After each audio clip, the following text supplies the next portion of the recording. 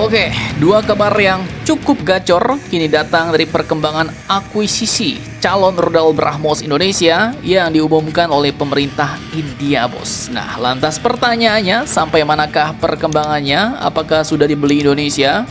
Kemudian, varian mana yang dibidik Indonesia? Dan negara-negara ASEAN mana sajakah yang sudah membeli rudal BrahMos? Setelah ini kita kupas, bos. Kemudian kabar kedua datang dari Defense ID nih, bos. Holding, perusahaan BUMN pertahanan Indonesia, induknya nih, bos, yang kini kabarnya cuannya melonjak drastis. Tak main-main, cuannya pun melonjak sampai 430%. Dah loh, cuan level dewa nih, gacor ya kan?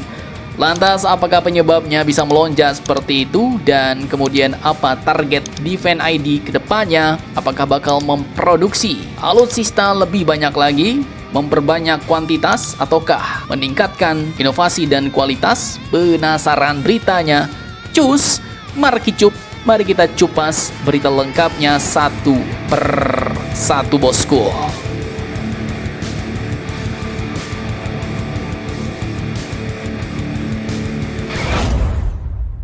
Oke, yang pertama soal perkembangan BrahMos Indonesia. Jadi, pada ajang pertahanan paling bergengsi di Asia, yaitu Shangri-La Dialog 2026 yang digelar di Singapura 30 Mei 2026 kemarin, Sekretaris Pertahanan India yaitu Mr. Rajesh Kumar Singh membuat pernyataan yang langsung menarik perhatian banyak negara di kawasan, bos. Jadi admin kutip dari banyak sumber berita berikut, beliau pun mengumumkan bahwa India telah resmi menaikkan kontrak penjualan rudal BrahMos kepada negara Nguyen Vietnam. Nah, jadi Vietnam kini resmi menyusul Pinoy sebagai pengguna rudal jelajah supersonik yang selama ini dikenal sebagai salah satu rudal anti kapal paling berbahaya di dunia. Namun, yang lebih menarik, ternyata Tuan Rajesh Kumar Singh ini juga menyebut negara kita Indonesia, bos. Di mana katanya Indonesia saat ini berada dalam final stage atau tahap akhir menuju kesepakatan serupa. Nah loh, artinya negosiasi antara Indonesia dan India untuk akuisisi rudal Sanggar ini kemungkinan sudah sangat jauh berkembang. Meskipun hingga saat ini belum ada pengumuman resmi mengenai penekanan kontrak, bos. Dan pernyataan dari pejabat setingkat Sekretaris Pertahanan India ini tentu bukan ocehan abal-abal. Rudal BrahMos dengan kecepatan mendekati Mach 3 mampu melesat hampir 3 kali kecepatan suara. Siap menghantam kapal-kapal yang berani nyelonong tanpa izin.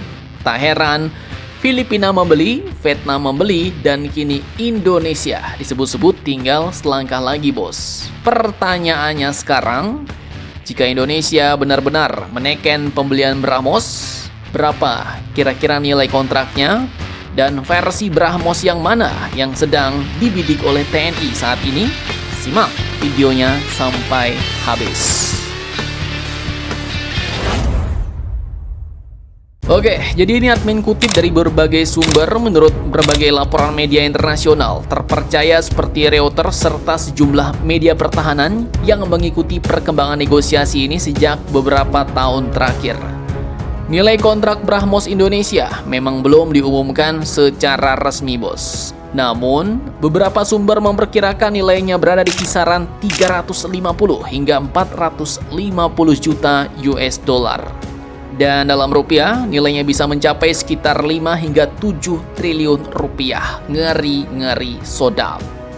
Dan angka tersebut bukan hanya untuk rudalnya doang, bos. Biasanya paket BrahMos ini mencakup kendaraan peluncur, radar, pusat komando, kendaraan pengisian ulang, pelatihan personel, logistik, hingga dukungan teknis selama beberapa tahun.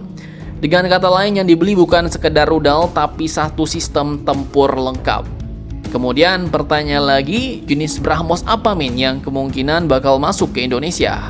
Nah, mayoritas laporan mengarah pada BrahMos Coastal Defense System atau sistem pertahanan pantai berbasis darat. Artinya, rudal ditempatkan di daratan dan bertugas mengawasi serta mengancam kapal perang yang memasuki wilayah tertentu tanpa izin.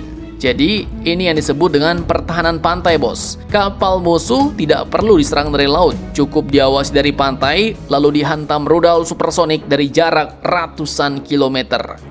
Inilah alasan mengapa sistem ini sangat cocok bagi negara kepulauan seperti negara kita Indonesia, terutama untuk menjaga jalur strategis, pulau-pulau terluar, serta kawasan penting seperti Natuna dan berbagai choke point maritim lainnya. Kemudian, selain itu, sebagian laporan yang pernah admin bahas dulu juga pernah menyebut ada pembahasan mengenai kemungkinan integrasi BrahMos ke kapal perang bahkan jet tempur Sukhoi Indonesia di masa depan. Nah, namun hingga saat ini indikasi terkuat tetap mengarah pada versi pertahanan pantai sebagai tahap awal, bos. Dan jika benar kontrak ini bakal segera diteken, maka Indonesia ya berpotensi menjadi negara ketiga di ASEAN setelah Filipina dan Vietnam yang mengoperasikan BrahMos. Mantap, mantap jos.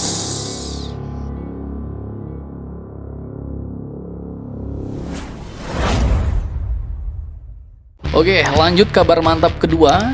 Di tengah berbagai kabar pengadaan alutsista dan dinamika geopolitik kawasan, ada satu kabar yang diam-diam cukup mengejutkan datang dari Bandung, Jawa Barat. Jadi pada 26 Mei 2026, Holding Industri Pertahanan Indonesia, Defense ID resmi menggelar rapat umum pemegang saham atau RUPS tahun buku 2025, bos. Dan hasilnya bukan cuma positif lagi nih, tapi benar-benar melunjak. Nah loh, Defense ID pun disebut berhasil membukukan laba bersih konsolidasian sebesar 913,05 miliar rupiah pada tahun 2025 kemarin. Tak main-main, angka ini melonjak sekitar 430% dibandingkan tahun 2024 yang berada di level 172,24 miliar rupiah. Bayangkan dari angka 174 miliar ke angka 913 miliar. Kenaikan yang cukup brutal, bos. Lantas, apa penyebabnya, men? Nah, menurut Direktur Utama PT Land Industri sekaligus Holding Defense ID, yaitu Profesor Joga Dharma Setiawan, lonjakan tersebut didorong oleh transformasi bisnis, peningkatan efisiensi operasional, penguatan sinergi antar perusahaan dalam holding, serta optimalisasi berbagai proyek strategis nasional. Hasilnya terlihat jelas, bos. Nilai kontrak Defense ID mencapai 113,85 triliun rupiah dengan pendapatan usaha sebesar 20,71 triliun dan total aset menembus 66,05 triliun rupiah. Ngeri sodap.